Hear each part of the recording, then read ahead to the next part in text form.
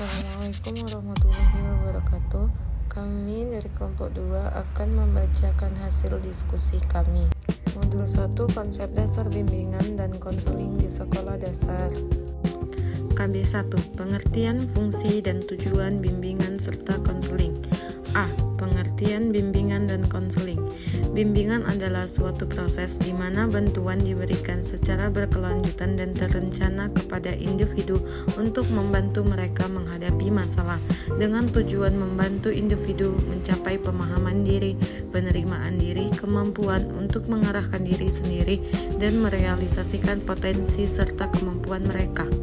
Proses ini berlangsung secara berkesinambungan dan melibatkan pertolongan dalam pengembangan diri, penyelesaian masalah, atau pengambilan keputusan dengan mempertimbangkan keunikan individu dan bertujuan untuk mencapai perkembangan optimal sesuai potensi individu. Sementara itu, konseling adalah interaksi antara dua individu di mana salah satunya mendapat dukungan untuk meningkatkan kemampuannya dalam menyesuaikan diri terhadap diri sendiri dan lingkungannya.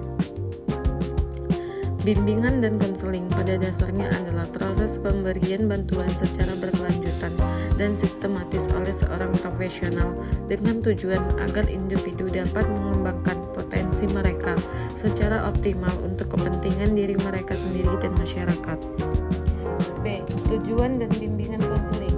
Tujuan utama dari bimbingan dan konseling adalah untuk membantu individu dalam memahami diri mereka sendiri serta lingkungan sekitar, baik secara fisik maupun sosial, sehingga mereka dapat menghadapi kehidupan dengan lebih baik.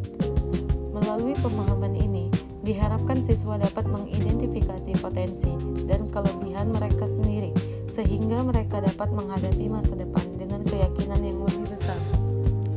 C. Fungsi bimbingan dan konseling. Bimbingan dan konseling memiliki fungsi yang meliputi berbagai aspek, mulai dari pemahaman dan pencegahan terhadap masalah yang mungkin timbul, hingga penyesuaian dan peningkatan kondisi individu. Melalui pelayanan ini, konselor memiliki tujuan membantu konseli dalam penyelesaian masalah yang mereka hadapi, memperbaiki pola pikir, perasaan, dan tindakan yang lebih sehat, serta memberikan arahan untuk mencapai pertumbuhan dan perkembangan optimal di semua aspek kehidupan mereka. KB2, prinsip-prinsip bimbingan dan konseling.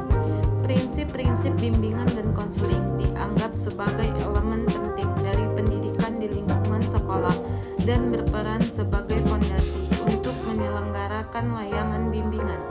Ide ini mengacu pada gabungan antara pengetahuan teoritis dan pengalaman praktis yang terarah, yang menjadi pedoman dalam mencapai tujuan yang diinginkan. Prinsip-prinsip ini bukan hanya menjadi panduan praktis, tetapi juga menjadi dasar bagi perancangan dan pelaksanaan program bimbingan dan konseling.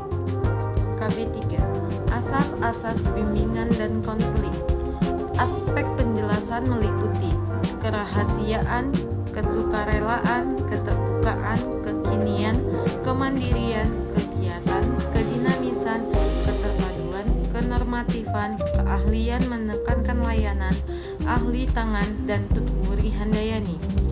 Asas keberhasilan bimbingan dan konseling meliputi kerahasiaan, sukarela, keterbukaan, kegiatan, mandiri, kini, dinamis, terpadu, harmonis, ahli tangan kasus, tutwuri handayani.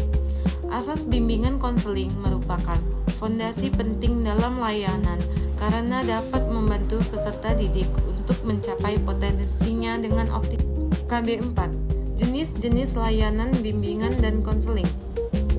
A. Layanan orientasi. Layanan orientasi merupakan sebuah layanan guna membantu memahami lingkungannya untuk menunjang mereka dalam berperan aktif dan beradaptasi pada lingkungan.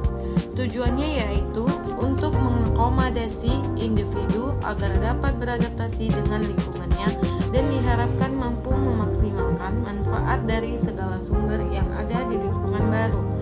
Adapun topik yang dapat diberikan saat orientasi antara lain 1. Pengenalan umum terhadap sekolah, 2. Pengenalan terhadap kelas dan semester baru, 3. Pengenalan terhadap kelas, semester akhir, ujian akhir sekolah, serta proses penerbitan ijazah. B. Layanan informasi. Layanan informasi adalah layanan yang mencoba memberikan kesempatan bagi konseli untuk membuat keputusan berkaitan dengan kepentingan pribadi. C. Layanan pembelajaran.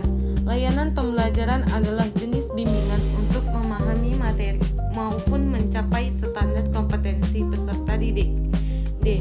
Layanan penempatan dan penyaluran. Layanan penempatan yaitu layanan yang berupaya menunjang peserta didik dalam menyongsong masa depan mereka saat sedang menempuh pendidikan maupun setelah menyelesaikan pendidikan. Layanan penempatan dan penyaluran bertujuan untuk membantu peserta didik mencapai potensi terbaik mereka. E. Layanan penguasaan konten. Layanan penguasaan konten merupakan bentuk layanan yang digunakan konseli untuk membantu kemampuan diri melalui pola belajar yang efektif. F. Layanan konseling individual. Proses memberikan bantuan melalui wawancara konseling oleh seorang profesional kepada individu yang mengalami masalah yang bertujuan untuk memecahkan masalah. G. Layanan bimbingan kelompok. Layanan bimbingan kelompok merupakan layanan yang memberikan kepada peserta didik secara individu maupun dalam kelompok untuk meningkatkan kekuatan dan kemandirian. H.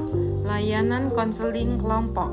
Konseling kelompok yaitu bentuk layanan konseling di mana seorang konselor profesional berinteraksi dengan beberapa individu yang tergabung dalam kelompok kecil. I. Layanan konsultasi. Konsultasi adalah proses di mana konselor, orang tua, administrator, dan konselor lainnya menerima bantuan teknis untuk menemukan dan mengatasi masalah yang menghambat kinerja siswa atau sekolah. J. Layanan mediasi. Mediasi adalah salah satu bentuk layanan konseling di mana seorang konselor bertindak sebagai mediator, membantu konseli menyelesaikan masalah atau konflik dengan pihak lain. Sekian hasil diskusi kelompok kami, lebih dan kurangnya mohon maaf. Terima kasih. Wassalamualaikum warahmatullahi wabarakatuh.